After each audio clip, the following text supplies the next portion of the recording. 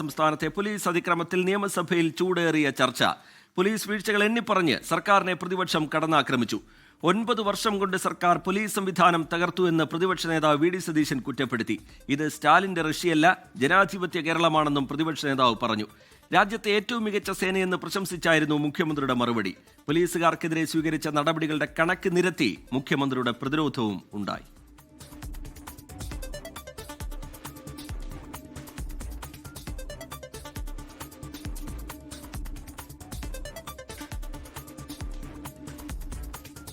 പോലീസിൽ ആരെങ്കിലും കുറ്റം ചെയ്തതായി കണ്ടാൽ ഞങ്ങൾ അവരെ സംരക്ഷിക്കുന്നില്ല. അതാണ് ഞങ്ങളുടെ സമീപനം. ഇപ്പോൾ കണക്കുകൾ നോക്കാം. കഴിഞ്ഞ 9 വർഷമായി ആകെ 144 പോലീസുകാരെയാണ് വിവിധ നടപടികളുടെ ഭാഗമായി സേനയിൽ നിന്ന് പിരിച്ചുവിട്ടത്. സർ, നിങ്ങളെ കാര്യം വിട്ടുകളാ, രാജ്യത്ത് മറ്റെവിടെയെങ്കിലും ഇത്രയും കർക്കശമായ നടപടികൾ സ്വീകരിച്ച ഒരു സംസ്ഥാന ഗവൺമെന്റിനെ കാണാൻ കഴിയുമോ?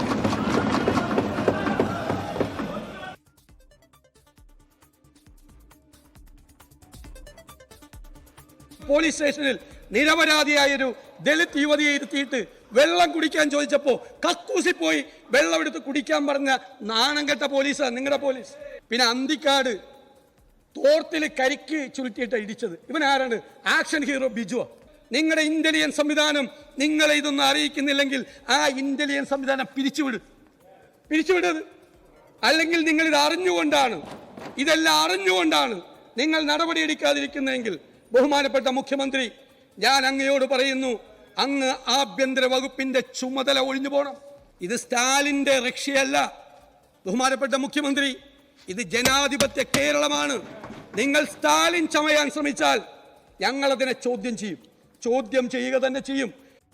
സുജിത്ത് കുന്നംകുളം സ്റ്റേഷനിൽ മർദ്ദനത്തിനിരയായി എന്നാരോപിച്ചുകൊണ്ട് തൃശ്ശൂർ സിറ്റി ജില്ലാ പോലീസ് മേധാവിക്ക് 2023 ഏപ്രിൽ 12 പരാതി നൽകിയിരുന്നു.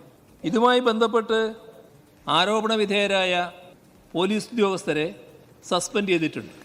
അതിനോടൊപ്പം വകുപ്പ് തല അച്ചടക്ക നടപടിയുടെ പുനഃപരിശോധനാ നടപടികളും നടന്നു വരികയാണ്. അങ്ങ് പറഞ്ഞേ മതിയാവൂ, ഇവരെ സർവീസിൽ നിന്ന് പുറത്താക്കുമോ ഇല്ലയോ? സാർ, അതുവരെ ഞങ്ങൾ ഈ നിയമസഭയുടെ ഈ ഹാളിന്റെ കവാടത്തിന് മുന്നിൽ ഞങ്ങളുടെ 2 MLA-മാർ ശ്രീ സനീഷ് കുമാറും ശ്രീ അഷറഫും അനിശ്ചിതകാല സത്യാഗ്രഹം ഇന്നു മുതൽ ആരംഭിക്കുക. ഇതിനൊരു നടപടി എടുക്കുന്നത് വരെ വേണം. ഇതിനൊരു നടപടി ഉണ്ടാകുന്നത് വരെ ഞങ്ങൾ ഈ സമരവുമായി ഞങ്ങൾ മുന്നോട്ട് പോകും. അങ്ങ് പറയണം, നടപടി എടുക്കുമോ? ഞങ്ങൾക്കറിയണം. അങ്ങയുടെ നീണ്ടു നിൽക്കുന്ന പ്രഭാഷണത്തിനല്ല ഞങ്ങൾ കാത്തിരിക്കുന്നത്. ഞങ്ങൾക്ക് ആക്ഷൻ വേണം, നടപടി വേണം. 10-12 ദിവസമായി മിണ്ടാതിരിക്കുന്ന അങ്ങയുടെ ഭാഗത്ത് നിന്ന് നടപടി ഉണ്ടാകണം. നടപടിക്ക് അങ്ങ് തയ്യാറുണ്ടോ എന്നാണ് ഞങ്ങൾക്ക് അറിയേണ്ടത്. പോലീസിനൊരു പുതിയ മുഖം നൽകാനാണ് ശ്രമിച്ചത്. ജനമൈത്രി പോലീസ് എന്ന നിലയിലേക്ക് മാറ്റാനുള്ള ശ്രമം ഉണ്ടായി. അതിൻ്റെ ഭാഗമായി വലിയ മാറ്റം കേരളത്തിലെ പോലീസിൽ മൊത്തത്തിലുണ്ടായിട്ടുണ്ട്. മഹാഭൂരിപക്ഷം ഈ ഒരു പുതിയ സംസ്കാരത്തിലേക്ക് വന്നിട്ടുണ്ട്. സമൂഹത്തിൽ നിലനിൽക്കുന്ന ചില തെറ്റായ കാര്യങ്ങൾ പോലീസ് യൂണിഫോം ഇട്ട് എന്നതുകൊണ്ട് മാത്രം എല്ലാവരിൽ നിന്നും ഒഴിഞ്ഞുപോയി എന്ന് വരില്ല. ചില വ്യക്തികൾ ഈ പുതിയ സമീപനം അതേപോലെ ഉൾക്കൊള്ളാത്തവരുണ്ടാവും, പഴയതിൻ്റെ ഹാങ് ഓവറിൽ നിൽക്കുന്നവരുണ്ടാവും. അത്തരം ആളുകൾ തെറ്റ് ചെയ്താൽ ആ തെറ്റ് ചെയ്തവരെ സംരക്ഷിക്കുന്ന സമീപനം അത് ഗവൺമെന്റിന്റെ ഭാഗത്തുനിന്നുണ്ടാകില്ല. കുന്നംകുളം കസ്റ്റഡി മർദ്ദനത്തിൽ പോലീസുകാരെ സർവീസിൽ നിന്ന് പിരിച്ചുവിടുന്നതുവരെ നിയമസഭാ കവാടത്തിൽ UDF MLA-മാർ അനിശ്ചിതകാല സത്യാഗ്രഹം നടത്തുമെന്ന് പ്രതിപക്ഷ നേതാവ് പ്രഖ്യാപിച്ചു. പോലീസുകാർക്കെതിരെ നടപടി കൈക്കൊള്ളാത്തതിൽ പ്രതിഷേധിച്ച് പ്രതിപക്ഷം സഭ ബഹിഷ്കരിച്ചു.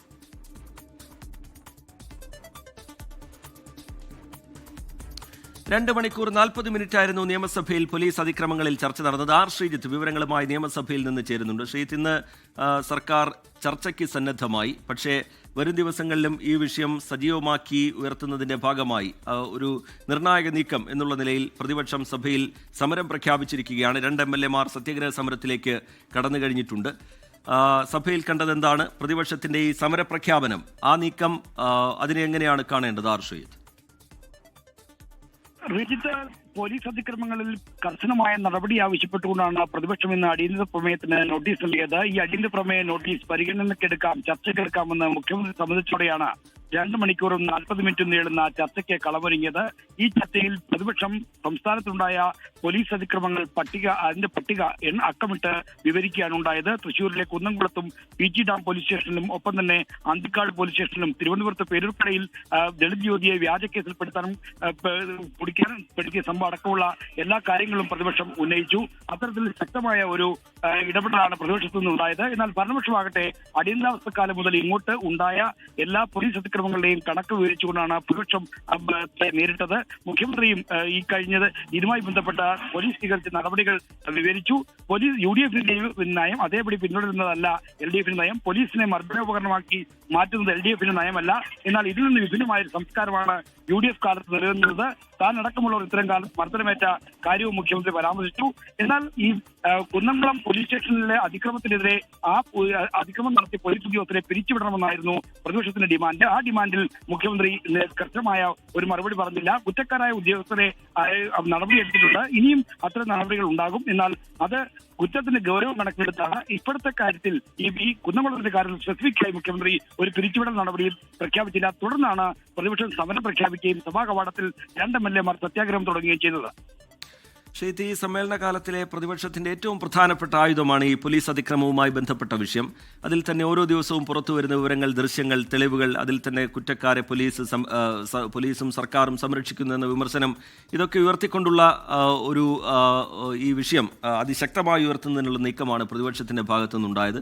മുഖ്യമന്ത്രി ആദ്യമായി ഈ വിഷയത്തിൽ വളരെ വിശദമായി മറുപടി പറഞ്ഞു എന്നതും ശ്രദ്ധേയമാണ്. പക്ഷേ മുമ്പ് സ്വീകരിച്ച നടപടികളുടെ കണക്കുകൾ, മുൻകാലങ്ങളിലെ ചരിത്രം, ഇതൊക്കെ ഉയർത്തിക്കൊണ്ടുള്ള മുഖ്യമന്ത്രിയുടെ പ്രതിരോധം അത് ഈ പ്രതിപക്ഷത്തിന്റെ വിമർശനങ്ങളെ തടയാനുതകുന്നതാണ് എന്ന ആത്മവിശ്വാസം ഭരണപക്ഷത്തിനുണ്ടോ? ആർഷീദ്, റീജിത്ത് സൂചിപ്പിച്ച പോലെ മുൻകാല ചരിത്രങ്ങളും പോലീസുമായി ബന്ധപ്പെട്ട് സ്വീകരിച്ച നടപടികളും വിശദീകരിച്ചുകൊണ്ട് പ്രതിപക്ഷ ആരോപണങ്ങൾക്ക് തടയിടാനാണ് മുഖ്യമന്ത്രിയും ഭരണപക്ഷ MLA-മാരും ശ്രമിച്ചത്.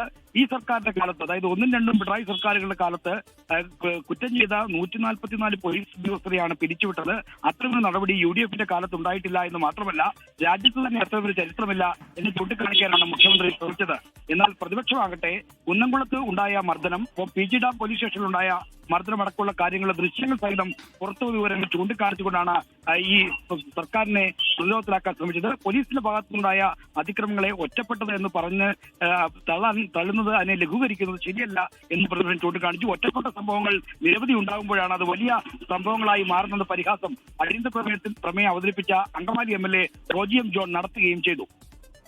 ശരി, ശ്രീജിത്ത് നിയമസഭയിൽ നിന്ന് വിശദാംശങ്ങൾ പങ്കുവയ്ക്കുകയായിരുന്നു. മുഖ്യമന്ത്രിയുടെ മറുപടി ഇന്ന് നിയമസഭയിലുണ്ടായി. നേരത്തെ ഈ പോലീസിലെ വീഴ്ചകളുമായി ബന്ധപ്പെട്ട്, പോലീസിനെതിരെ ഉയർന്ന ആക്ഷേപങ്ങളുമായി ബന്ധപ്പെട്ട് സ്വീകരിച്ച നടപടികളുടെ എണ്ണമടക്കം വിശദീകരിച്ചുകൊണ്ട് മുൻകാല പഴയ കോൺഗ്രസ് സർക്കാരുകളുടെ കാലത്തൊക്കെ കമ്മ്യൂണിസ്റ്റുകാർക്കെതിരെ സ്വീകരിച്ച നടപടിയൊക്കെ ചൂണ്ടിക്കാട്ടിക്കൊണ്ടുള്ള മറുപടിയാണ് മുഖ്യമന്ത്രിയുടെ ഭാഗത്തു നിന്നുണ്ടായത്. വളരെ പ്രധാനപ്പെട്ട ഒരു നീക്കം പ്രതിപക്ഷത്തിന്റെ ഭാഗത്തു നിന്നുണ്ടായത് സഭാ കവാടത്തിൽ 2 MLA-മാർ സത്യാഗ്രഹ സമരം ആരംഭിച്ചിരിക്കുന്നു എന്നുള്ളതാണ്. ഇന്നത്തോടെ പോലീസ് അതിക്രമവുമായി ബന്ധപ്പെട്ട വിഷയങ്ങൾ സഭയിൽ തീരില്ല. വരും ദിവസങ്ങളിലും അതുമായി ബന്ധപ്പെട്ട വിഷയങ്ങൾ സഭയിൽ ചർച്ചയാകും എന്ന് സൂചിപ്പിക്കുന്ന തരത്തിലുള്ള നീക്കമാണ് പ്രതിപക്ഷത്തിന്റെ ഭാഗത്തു നിന്നുള്ള ഈ സമര പ്രഖ്യാപനം എന്നതും ശ്രദ്ധേയമാണ്. ശ്രീജിത്ത് നിയമസഭയിൽ നിന്ന് വിശദാംശങ്ങൾ പങ്കുവയ്ക്കുകയായിരുന്നു. ലോകത്തെവിടെയായാലും ഏത് സമയത്തും 24 വാർത്തകളും ഓഗ്മെന്റഡ് റിയാലിറ്റി പാക്കേജുകളും എക്സ്പ്ലെയിനറുകളും വിശദമായി കാണാൻ ഞങ്ങളുടെ YouTube ചാനൽ നിങ്ങൾക്ക് സബ്സ്ക്രൈബ് ചെയ്യാം.